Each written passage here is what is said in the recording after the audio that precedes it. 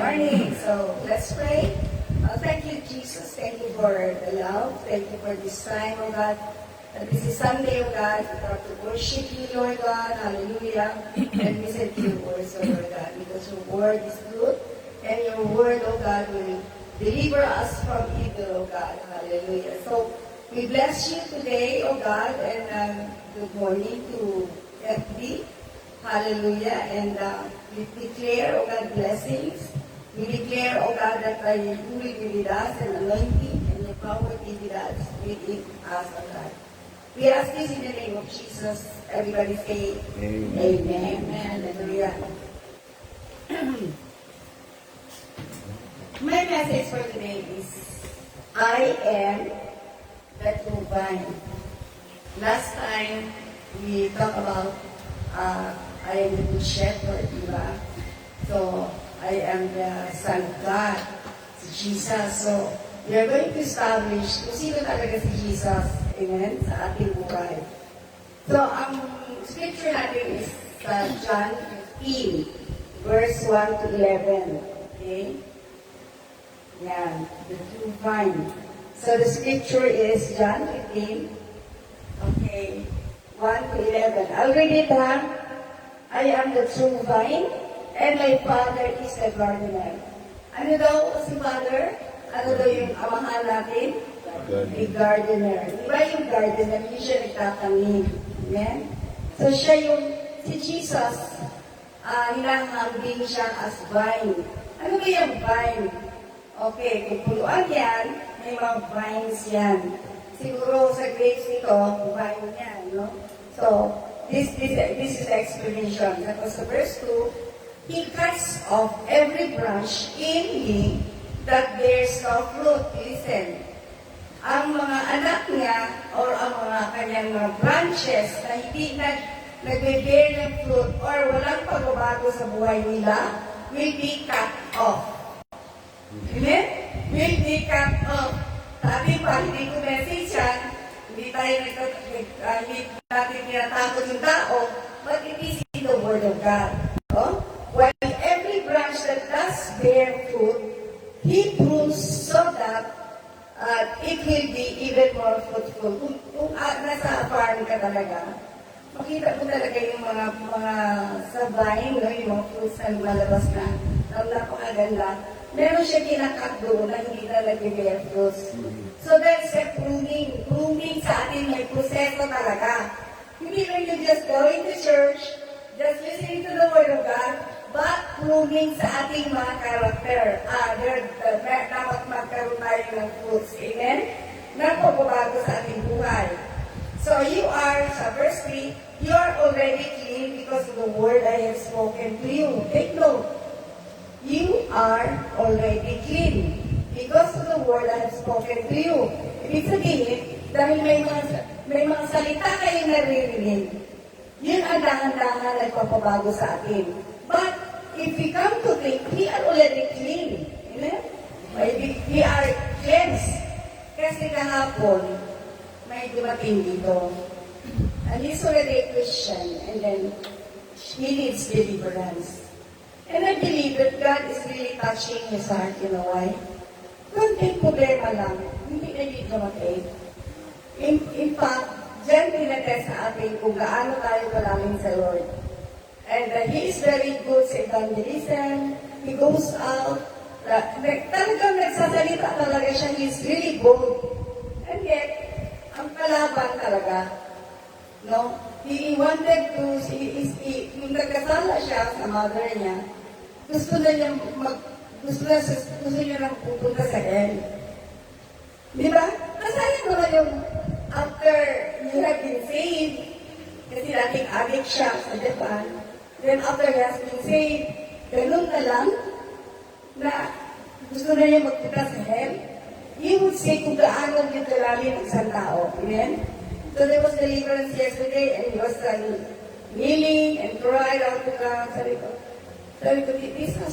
those are part of your yung pruning ng Panginoon sa iyo. Hindi naman kasi pag Kristiyano ka na, tuloy-tuloy ka na sa proseso mo, okay ka lang, no? There are lots of things that you have to undergo. Amen. Kasi, di ba, sige lang, may religion naman ako eh. Say ko naman ako, nagsisimba ko every Sunday. Nagsaserve ko naman sa church every Sunday. Or, nag-mission ako. Eh, yun na nga, evangelist pa eh. Nakikipag-away pa yun sa mga churches, sa mga kaharap niya. And then, nag-evangelize siya. And for a little, para sa akin, it's just a, maliit na ng problema. Para sa kanya, napakalaki na ng problema. Halos hindi rin ma-contain yung problem niya kasi I've been doing this, I've been preaching the word. But you cannot blame that to God. Amen? Hindi ko blame na nag-preach ka the way, nag-sangyaw ka, nag-Bible study ka. No. Don't blame it to God because that's part of your work or the plan that God has put you. No? Kung saan kayo nilagay na doon ka talaga magpa-prosper. So, kagaya yan, pag kailangan ng pruning ng isang tao, no? Yung isang vine na nag-bear fruit, pinuprune yan. Para mas maganda ang labas ng prutas na yan. Amen. Hindi ba pwede yung prutas na galing sa Panginoon? Sabi niya, I'm the vine and you're the fruit. No, you're the branch. At tapos ang labas doon, kalahating lansones at kalahating grapes, hindi mo pwede yun. Pag grapes talaga. Amen. Okay. Verse 4 sila, sabi dito, remain in me, as I also remain in you. Sabi niya, no branch can bear fruit by itself, it must remain in the vine. Neither can you bear fruit unless you remain in me. Alam mo yan, kailangan dependent tayo eh. Dependent tayo sa vine. Amen. Kung depende ka sa vine, anong kiligin ka mawala? Kasi ang vine kasi, pag wala ka na, tanggal ka dyan sa vine na yan, hindi na ka mag-bear fruits. Tanggal ka na. Patay ka na. Amen. Masya. Sa vine, I am the vine. You are the branches. If you remain in me, and I in you, always talaga yan sila connected eh. The vine and the branch. May kita ka bang branch, puno dyan na walay branch? Walay vine? Nakadila siya. Amen? Pag magtingin ka, kung carefully study yung plan, makita mo talaga magkasama talaga yan sila. Tapos sabi niya, if you remain in me and I in you, you will bear much fruit. Amen? Much fruit. Fruit, ibig sabihin, I will explain to you ano yung fruits. Kasi, pag you are already a bearing fruit, alam mo, iba ang dating mo. Even yung sa pananamit natin, even yung sa pagsasalita natin, minsan, ang bibig natin, lumalabas na masama. Bad words, lumalabas sa bibig natin, di ba? Yun ang isa sa mga fruits na dapat huwag mawala yan. Amen? Iyak yung baby. Okay. It must remain in okay? If you do not remain in me, you are like a branch that is thrown away, and withers. Such branches are picked up, thrown into the fire, and burned. Pag nag-dry na yung fruit na yan, susunugin na yan. Pag nasunog na yan, wala ka na. You are nothing. Amen? You are nothing. In the sight of God, you are nothing. Kaya kailangan alam natin, intindihan natin kung ano ba talaga yung position natin sa Panginoon. Amen?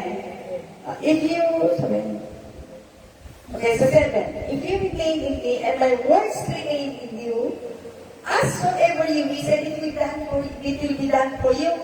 Imagine mo kung you stay connected with the vine. No? You can ask anything. Kung nagkinasunti, sige lang kung pangayo, wala mo din receive. Why? Because you're not connected. You're not intertwined. Kailangan connected talaga ang vine at ang branch. Amen? Kasi kung connected yan, anything you ask, sabi mo, even the impossible that you ask, it will be given to you. I have tasted or tested everything already. Na nakita ko si Lord is true. Totoo talaga siya. At hindi siya sinungaling.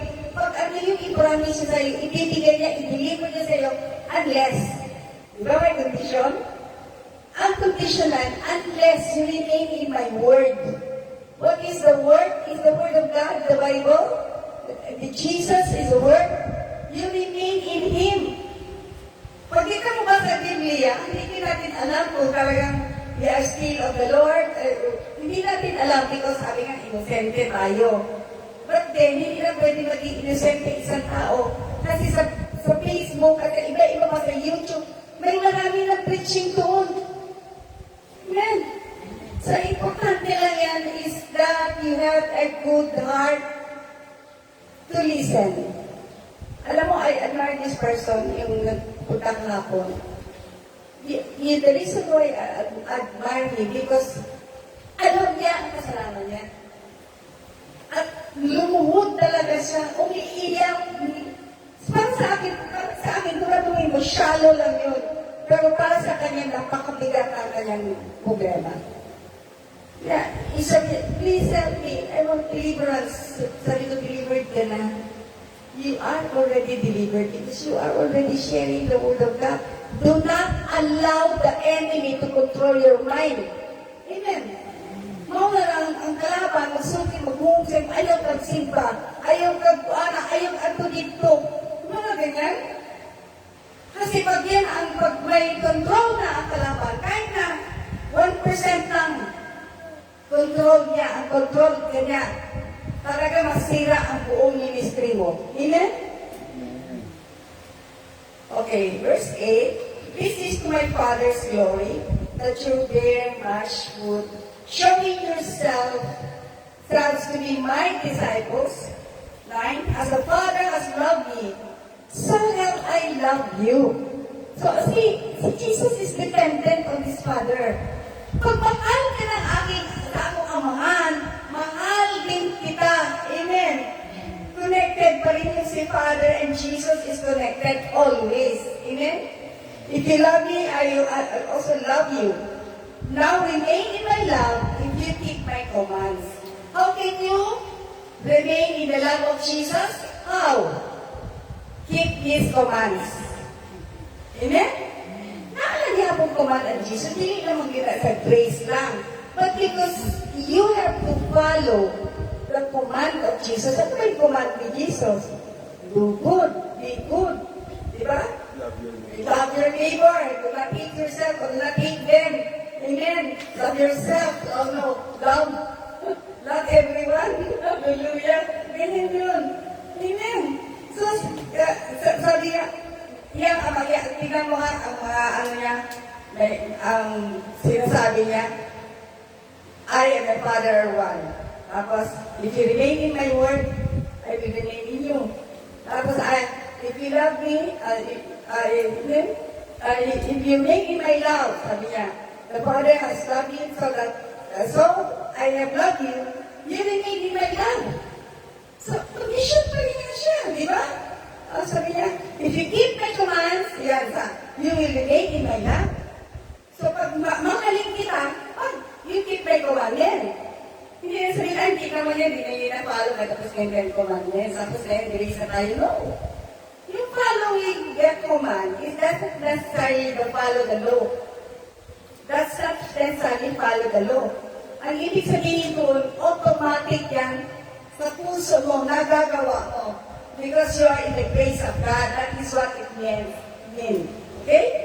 Just as I have kept my Father's command, and remain in His love, I have told you this, so that my joy may be in you, that your joy may be complete. Amen? Yun ang sinasabi mo kahapon, yung message mo about joy, but if you remain in God, the joy of God, the Lord, is in you. Kung sa mga Kristiano nga, simbahan, mukot tayo, sakit ko, nasakit ang tiyan, nag-Jesus na yung nalak, kaya ko kapitindo diriba, God is good, hallelujah, basta talagang, alam mo na, you desire, you really desire, to stand, you can really stand, amen? So, lamigin natin mo na my joy is complete. Kaya naman, sa everyday galing pagising mo, lalo na yung trabaho, apoy, oy, trabaho na po, bayad na po ng obligation. But if Christ is in you, wala yan eh. You will not even think of your problem. Pero God provides. Sabi niya, if you remain in my word, sabi niya gano'n, na your, whatever you decide will be given to you lahat. Ano pagiging natin? Amen? So, if you have already, pag na, ano mo na, ang goodness ng Lord sa iyong life, you will never turn your back. You will never turn your back. Why? Kilala mo na siya eh. And that is His promise, if you remain in my words, I will remain in you. Amen. Jeremiah 2:21. Ito yung sa Israel. This is addressed to Israel kasi sabi nito, I have planted you like a choice vine of sound and reliable stock. How then did you turn against me? If you are corrupt wild vine. So parang disgusted ang Diyos dito na bakit na chosen, supposedly chosen, bakit hindi nagiging tama? Na hindi siya nag-follow, nagiging ano siya,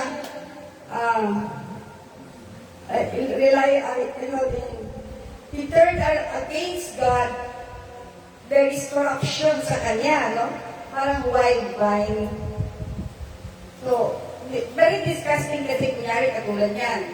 Talagang ang plano ni Lord, si Ivy talaga, no? Siya talagang kuntilyan ni Lord lang. Much food at gagamitin talaga. But hindi niya nagamit yun. Hindi niya ginamit. And the Lord will be disgusted if you will not do it. Amen? So, in Colossians 3 verse 3, okay, is a Bible verse that says, for you have died, and your life is hidden in Christ. Ano yung sabihin you have died? You no longer live in the flesh. Nung nagdadal ako ang Panginoon, patay na ang iyong flesh mo. Wala na yan. You're living in the Spirit already. Amen? And your life is hidden with Christ. Ibig sabihin, dead to sin and alive to Christ. Amen? Kasi, makita mo na yung difference.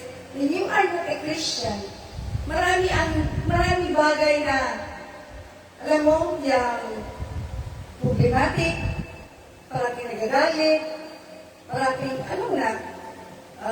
parating malikas, sabi ng mga bad words. Sometimes, automatic pa yan, na only you know you're a Christian, pag meron silang isang tao na nakakagalit sa iyo, mag-react ka agad. Sabi ka, ganyan lang agad yan. God is testing you. God is testing your heart. Kung tama pa yung puso mo. Amen? Kasi nangyayari yan eh. Kaya Krisyano lang ang pinigili ko naman. Pag magsalita, tapos ako, masyak na rin yung tao with Christian ito. Kailangan you should be a perfect example na may pagbabago sa atin. Lahat tayo. Because the devil is just looking at you. Kasi sasabihin niya, bilang yan sila, Christian sila, pero mga ganyan yan sila. See? They can say something against us. That's precisely God wants us to change. Yung heart natin should be, is for the Lord. Dili na sa kalibutan mo ba? Amen? So,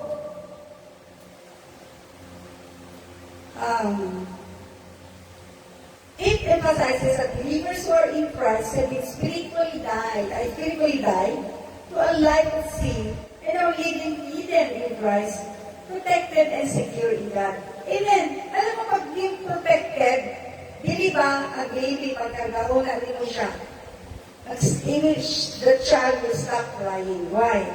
Because she is protected in the arms of her mother or her father. Yung secured siya ba? Ganon din tayo. Maging secure din tayo sa paanan ng Diyos. Because our life is hidden in Christ already. We are dead to sin. Dead to the flesh. Amen? Hallelujah. So there should be spiritual transformation. May pagbabago, may spiritual transformation. Bakit ka ulit-ulit, di ba? Every time ito, dapat may transformation. Wala ka may transformation, na dili mo wala yung ka na pamilya sa pulo, wala yung changes sa iyo. Next time, you just read the Word of God, just be silent. Read the Word of God, and then pray. Read the Word of God and pray. Alone. And you will see, ang lahong sa Ginoo, ang pagbago sa iyong kinabuhi, mabago yun ka. Amen. There is a spiritual transformation. Especially pag malapit ang tribulation, mawala na ang Holy Spirit. The Holy Spirit will not touch us anymore. We are on our own. Pag hindi ka talaga nagbago ngayon, pagdating ng tribulation, you will be included sa yung mga mangyayari ng mga sakuna. Mangyayari yan sa atin. Ngayon pa lang, we ask the Lord, Lord, change me. Transform me to a better person.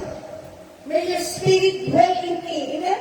Dapat po talaga ganyan eh. Hindi na tayong pag-delay, na wala na tayo, ay mga ganon. Malapit talaga ang, tingnan mo, ang gulo-gulo ng politics, ang gulo-gulo ng mga tao, ang gulo-gulo na ng mundo. So we need people to be spiritually matured and be transformed. Amen?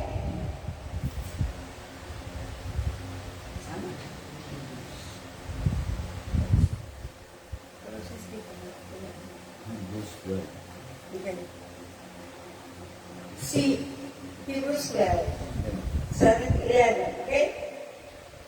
Self-sufficiency. I will read now. Endure hardship as discipline. Hardship. Gaya ng tao kahapon,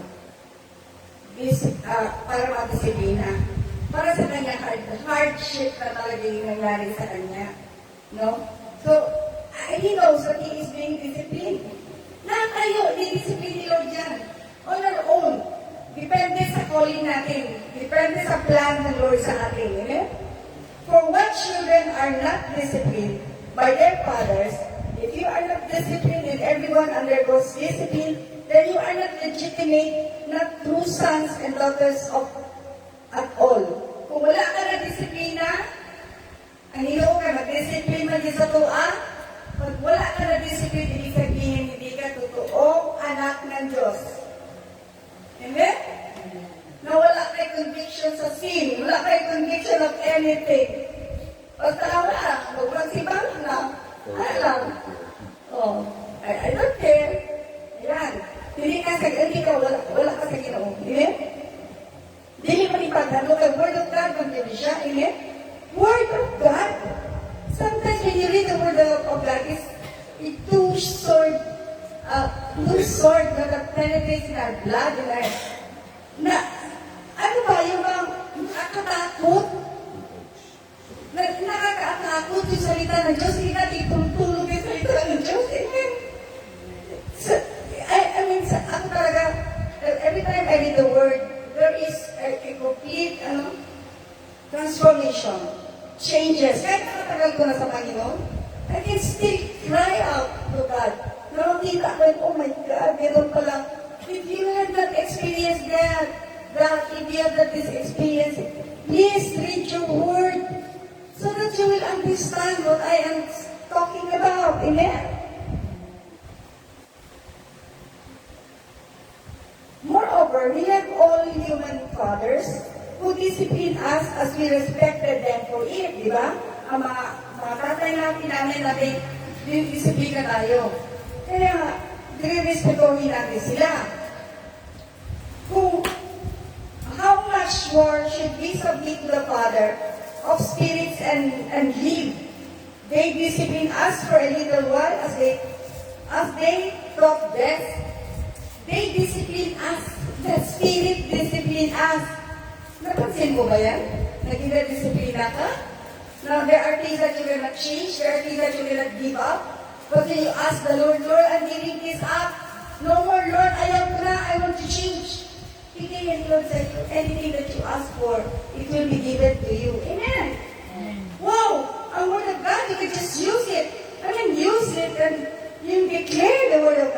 sa buhay mo. Amen? God disciplined us for our good in order that we may share His holiness. Pag disiplinado tayo, we share the holiness of God. Paano mo nalaman na holy ka? Paano mo nalaman na righteous ka? Because you're a different person. And people, when they look at you, they will see that a different tata, a different man, na yung dating siya, hindi na ngayon. Yun. Because he is already disciplined. Pag hindi ka talaga mag-submit sa disciplinary action ng Diyos, walang mangyari sa'yo. You will be a Christian for 20 years, 30 years. Oh, kamusta ang Christian life mo? Ayaw nga. Walang hapon. No. There should be, a new beginning every day. Amen? That you will be excited all the time. Yung excitement mo of having Christ in you, yung excitement mo na you will hear from God again. Kasi mas kausapin ka niyo, mahadlok ka ba? Kuyaman ka. Amen? Kung wala kang naka-experience, when you experience that, maniwala ka, ibang-iba ka talaga. So sorry. No discipline seems pleasant at the time, but painful. Later on, however, it produces a harvest of righteousness and peace for those who have been trained by it. Amen? Pag sa ngayon, makita mo, masakit talaga pag dinidisiplina ka. Masakit talaga kasi parang paluin ka sa mga kasalanan mo. Tama ka na. You are already dead to sin. Kung bago ka na, kung wala kang bago, makalis ka na. May naman tayo. So, mas masakit pa ang discipline. Pwede sa may sakit, pwede magkasakit. Meron kanina na nabasa ako, pero I will answer her. She's a Christian. And then question, bakit nagkasakit siya? Nag-pray naman siya, hindi siya kumalim. Gusto ko siya sagutin kanina, pero it takes, wisdom to answer. Kilala ko yun na-operahan, para bang sinisisi yan na hindi siya kumalim. Hindi lahat ng tinipiri mo ay kumalim. Maybe yes, maybe no, maybe later. Because God is dealing with you. But once the Lord is dealing with you, hindi ka agad na magsagot ng yes. Makita niya muna ang pagbabago mo. Makita niya muna na nangkamot ka, na ang Holy Spirit ang nag-move sa iyong kinabuhi. Amen? Okay, let's go to 2 Corinthians 3, verse 4 to 5. It regards sa prayer natin, Sa verse 4 says, such confidence we have through Christ before God. Not that we are confident on ourselves to claim anything for ourselves, but our confidence comes from God. Oh, mayabang ka. Ang confidence ito ang mayabang Pwede kang mag-boast about God because you're confident na anak ka sa Ginoo. Especially pag meron kang healing. Meron kong prayer. Kahapon tao, after I prayed, talagang naliwa. Naging maliwanag ang mukha niya at nakasmile na siya. Delivered. Amen? Especially when you see people being delivered. The evil spirit, mga ganyan, mga powers, and you prophesy, you have all those gifts. Pag nagsalita ka, you're confident. Pag ang tao may kasalanan sa Diyos, hindi makakasalita sa harap sa Panginoon. Never. But when you are confident, when you pray, and when you speak about God, and you are confident, yan yung confidence na binibigay sa atin ng Diyos.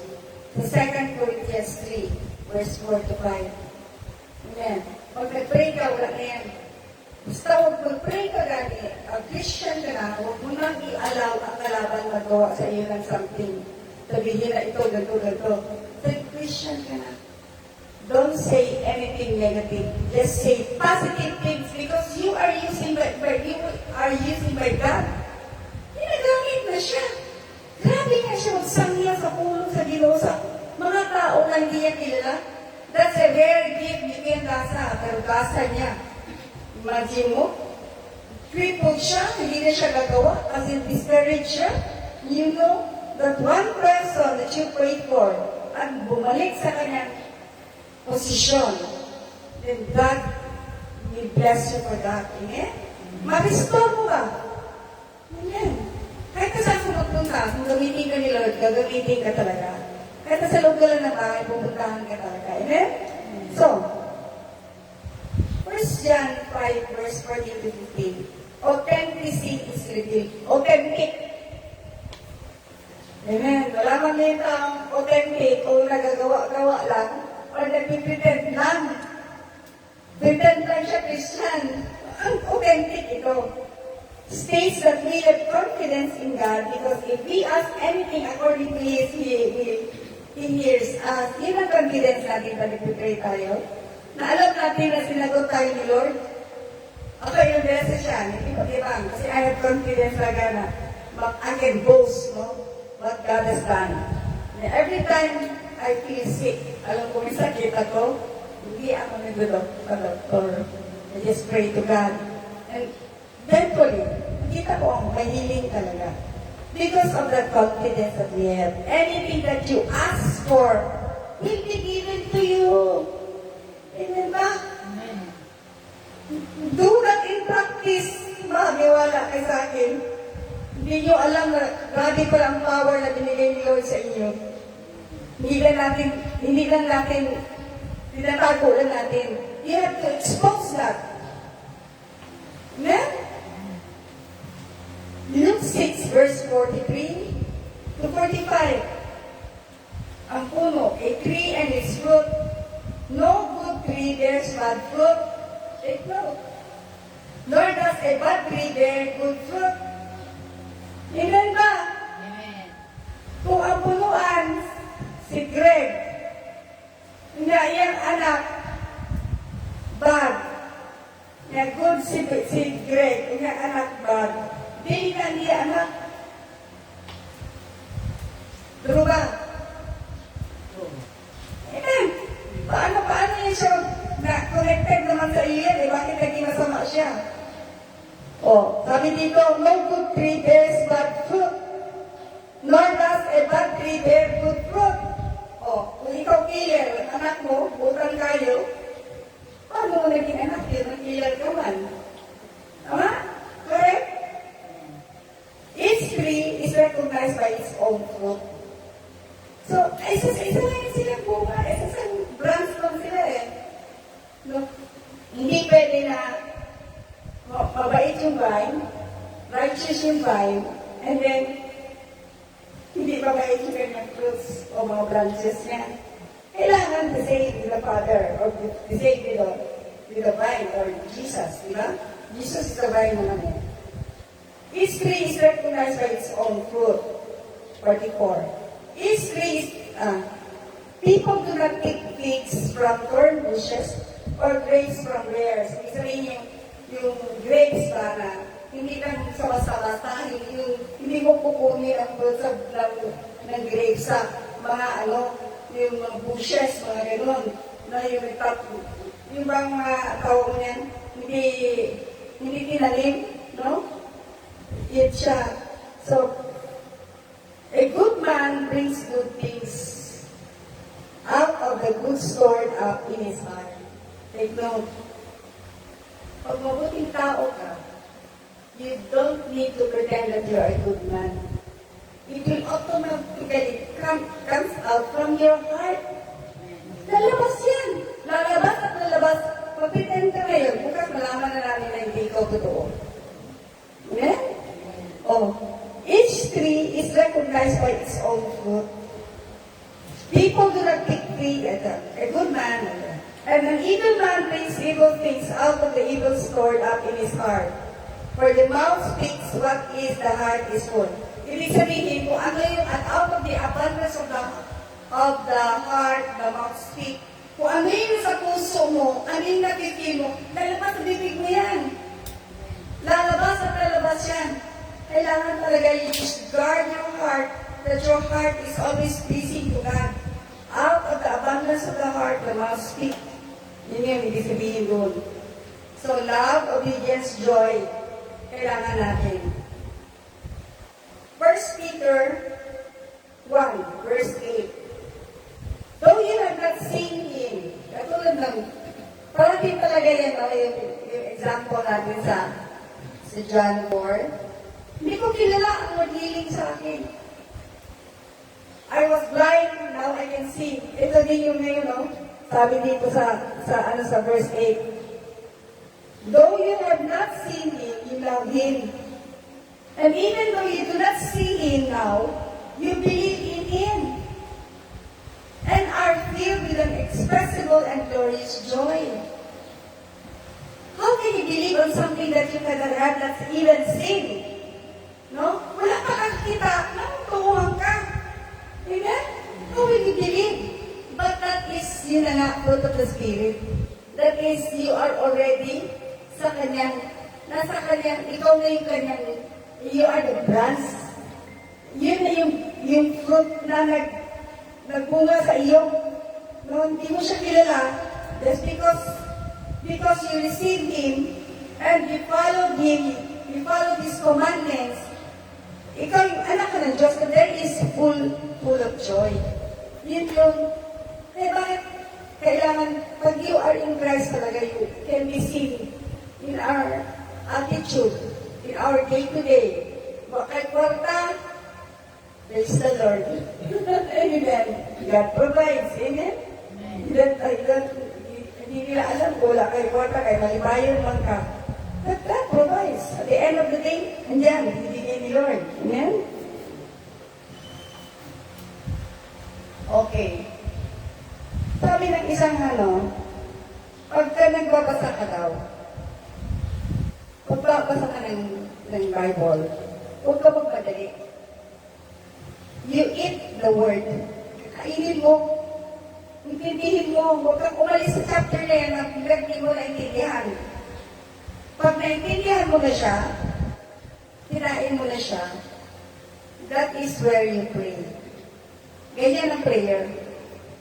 Ang prayer is your own word. When you read the Word of God, and then, dinasal mo. Dinasal mo kasi naintindihan mo yung word na yan. Tingnan mo. Ang laki, very effective. Very effective. Kasi pag nagbabasa ka, sa totoo lang, God, what's to you? Mama-feel mo talaga ang presensya niya. Amen. Read the Word of God and you will see a tremendous change in your life. Amen. Okay, dito na tayo sa Galatians 5. Dito na yung fruit of the Spirit. Okay. Makita mo yung dyan sa next one. Yan. Vine. Yun ang fruits natin, yung vine, Tapos, ito na, the fruit of the Spirit, naano ko na yung last time sa inyo, merong kalipay, there's joy, there's love, there's peace, patience, kindness, faithfulness, gentleness, self-control. Wala kong tagali mo, gawas lagi ka, suntok na ka kay. Hindi mo ka ganyan, di ba? Diyan mo makikita kung gaano ka matibay na tao. Manuntok na lang ka, nalagod ka, kaisahan ka, that's not it. Tuturuan ka ni Lord ng self-control at pagmamahal sa ibang tao, not for yourself alone. Kaya kung mahal mo yung sarili mo lang na sarili mo, nakikita mo, kung pagbabago sa buhay mo, you will see that there are a lot of people who loves you. Amen? Nagmahal na tunay sa iyo. And you should see that the fruit of the Spirit in you. As the fruit, you are the fruit of the Spirit. Amen. Yung love, joy, peace. Kasagaran din sa buo, wala peace. Gano'n man. Kagulo-gulo. Kagulo ng buhay. But when we have God, there is peace. There is always peace in our lives. And kindness, goodness, faithfulness, yan yun, fruit of the Spirit. Pag wala ka isa dito, putulon ka, pantangon ka sa branch, kay dili ka nag-bear fruit. Amen? Hallelujah. Do you understand it?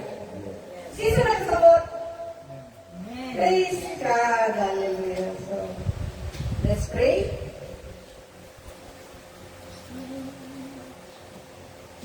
Gracious Heavenly Father, Lord, we thank you for the message, so Lord God.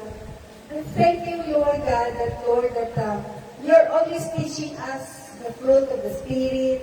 You're always teaching us to be connected in the vine. Lord, that we are connected to the Word. Lord, this is, Lord, Lord, that you are always speaking to us, talking to us, oh Lord God, that we should bear much fruit now that you're coming very soon, Lord God. We pray, Lord God, that we possess the fruit of the Spirit. We bless you, Father. We give you thanks. We honor you in all things, oh God. We pray in Jesus' name. Amen. Amen.